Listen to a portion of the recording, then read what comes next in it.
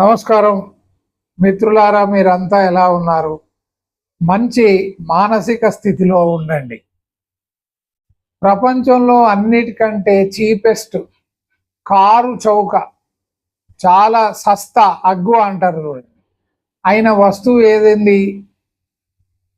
మీకెందుకు ప్రయాస, అదేదో నేనే చెప్పేస్తాను. అన్నిటికంటే చాలా చౌకైనటువంటి వస్తువు ఏంటయ్యా అంటే జ్ఞానం. జ్ఞానం లేనటువంటి మనిషి ఎవరూ లేరు. మంచి చెడు ఈ రెండిటికి సంబంధించినటువంటి జ్ఞానం ప్రతి ఒక్కరికి ఉంది.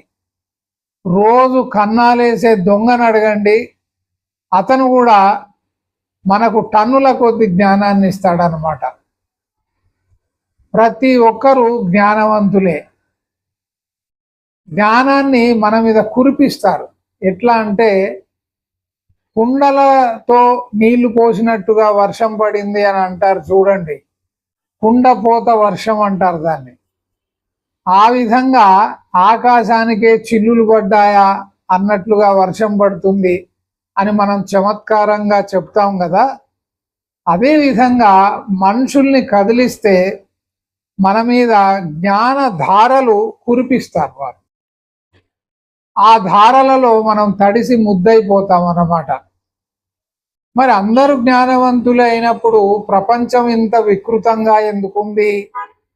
అడుగడుగున ఇన్ని మోసాలు, దగాలు, ఇంత వైషమ్యాలు, కార్పణ్యాలు, ఇంత సంఘర్షణ ఎందుకుంది జీవితంలో అంటే జ్ఞానం వివిధ దశలలో మనకి కనబడుతుంది.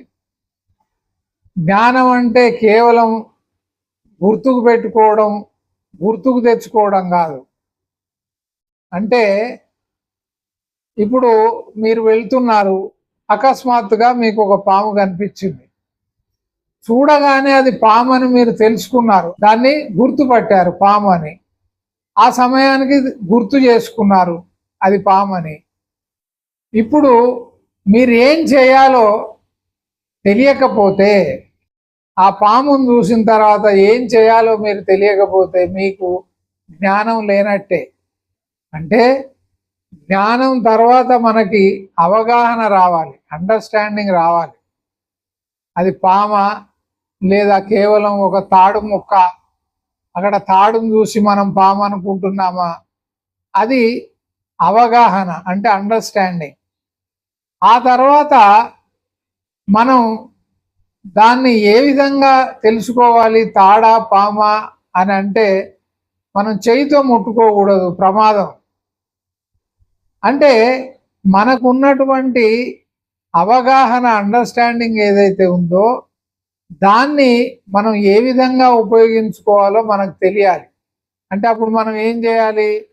ఒక కర్ర, పొడుగాటి కర్ర పట్టుకొని దాన్ని కదిలించి చూడాలి. మనం ఒకవేళ చేతితో దాన్ని తాకామనుకోండి, అది నిజంగా పాము అయితే కరిచింది అనుకోండి, మనకు ఈ భూమి మీద నూకలు చెల్లిపోతాయి. కాబట్టి జ్ఞానం ఉంటే సరిపోదు, అది అర్థమైతే సరిపోదు, దాన్ని ఎలా ఉపయోగించుకోవాలో కూడా మనకు తెలియాలి. ఆ ఉపయోగించుకునేటువంటి నైపుణ్యం కూడా మనకి రావాలి. ఇప్పుడు ఆ సమయానికి కర్ర మనకు దొరకలేదు అనుకోండి, దొరకకపోతే పక్కనే ఒక ఇనుప చువ్వ, ఐరన్ రాడ్ ఉంది పొడుగాటిది, దాంతో కూడా మనం జరిపి కదిలించి చూడొచ్చు అది పామా లేకపోతే ఆ చీకట్లో పడి ఉన్నటువంటి ఒక తాడ అని మనం తెలుసుకోవచ్చు.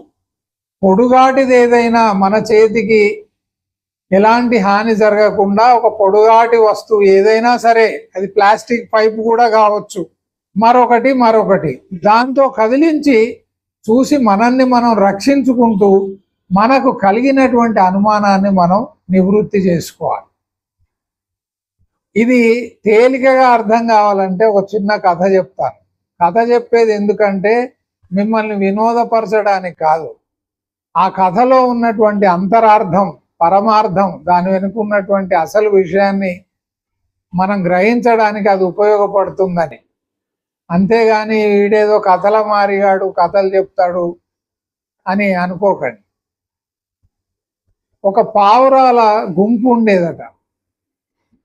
ఆ పావురాల గుంపులో ఒక వృద్ధ పావురం, చాలా ముసలి పావురం కూడా ఉండేది.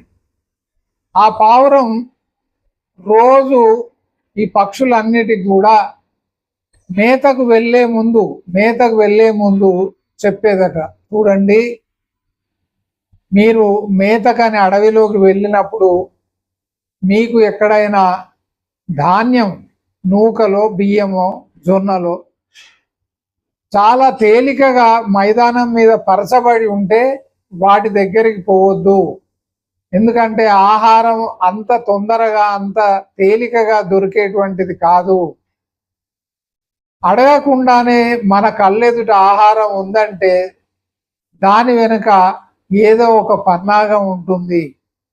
ఆ ఆహారం కింద తప్పకుండా ఒక వల ఉంటుంది.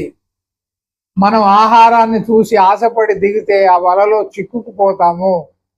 కాబట్టి బోయవాడు వస్తాడు, వల వేస్తాడు, వల మీద ఆహారాన్ని పరుచుతాడు, ధాన్యాన్ని పరుచుతాడు, దాంట్లో దిగితే మనం ఇరుక్కుపోతాం అని అన్ని పక్షుల చేత అనిపించేది. అన్ని పక్షులు కూడా పాఠం అప్పచెప్పి ఎగిరి ఆహారాన్ని వెతకడానికి వెళ్ళిపోయాయి. ఒకరోజు పక్షులు గూటికి చేరలేదు. ఈ ముసలి పావురానికి చాలా విచారం కలిగింది.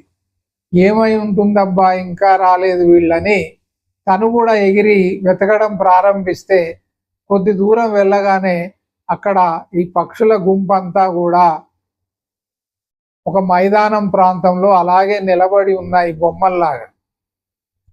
ఈ వృద్ధ పావురం అక్కడికి వెళ్ళి చూసేసరికి అక్కడంతా ఆహారం ఉంది, కుప్పలు కుప్పలుగా ఆహారం పరచబడి ఉంది.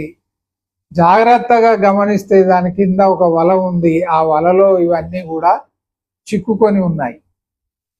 ఈ ముసలి పావురం రోజు నేను చెప్పినటువంటి పాఠం మీరు మర్చారా అని అడగగానే అన్ని పావురాలు ముక్త కంఠంతో, ఏకకంఠంతో బోయవాడు వస్తాడు,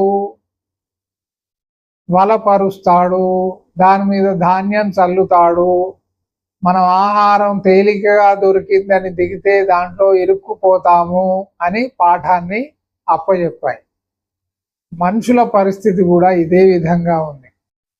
అందరికీ జ్ఞానం ఉంది, అందరికీ మోసం అంటే ఏమిటో తెలుసు, కానీ మోసం చేస్తారు, మోసగింపబడతారు.